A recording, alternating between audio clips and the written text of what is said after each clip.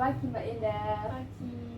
Sesuai janji saya kemarin, kita bertemu lagi ya Mbak Endah. Apakah Mbak Endah masih ingat nama saya? Masih. Coba sebutkan nama saya Mbak Endah. Perawat Arisa. Baik, betul ya Mbak Endah. Bagaimana perasaan Mbak Endah hari ini? Baik. Masih ingat beberapa cara untuk mengontrol halusinasi? Masih. Coba sebutkan dan jelaskan caranya Mbak Endah. Menghati. Ya, betul ya Mbak Endah. Kemarin kita baru latihan menghati.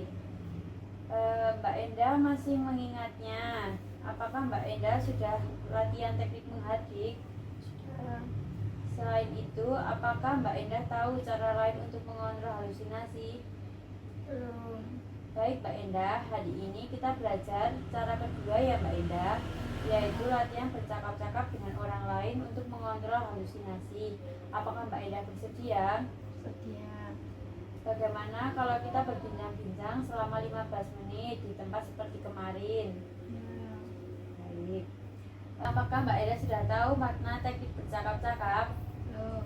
Baik Mbak Endah, itu adalah cara menghadapi suara halusinasi dengan berbincang pada orang lain agar Mbak Endah bisa menolak suara itu dan mengendalikan diri. Apakah Mbak Endah mengerti? Ya. Tujuannya agar intensitas halusinasi berkurang dan Mbak Endah bisa membedakan kenyataan dengan suara yang tidak nyata. Yang dibutuhkan hanyalah waktu, komitmen, dan lawan berbicara. Kalau mulai mendengar suara, segera mencari teman atau perawat yang bisa diajak mengobrol. Misalnya begini Mbak Endah, tolong berbicara dengan saya. Saya mulai mendengarkan suara-suara. Apakah Mbak Endah bersedia untuk mencoba? Ya. Silakan Mbak Endah, coba diulangi yang sudah saya ajarkan tadi. Tolong ajak berbicara saya. Saya mulai mendengarkan suara-suara yang saya dengar. Bagus sekali ya Mbak Endah. Mbak Endah sudah bisa. Bagaimana perasaan Mbak Endah setelah latihan tadi? Lebih tenang. Baik, coba Mbak Endah sebutkan lagi pengertian, tujuan, dan cara latihan tadi Mbak Endah. Bercakap-cakap dengan orang lain agar bisa membedakan suara asli dan suara palsu. Caranya meminta orang lain agar bercakap-cakap dengan kita saat suara tersebut. Bagus ya Mbak Endah. Mbak Endah sudah bisa melakukannya.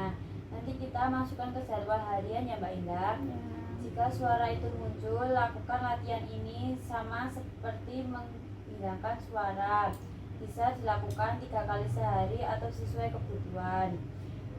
Besok kita akan belajar cara ketiga, yaitu melakukan aktivitas harian untuk mencegah suara muncul. Apakah Mbak Endah bersedia? Ya.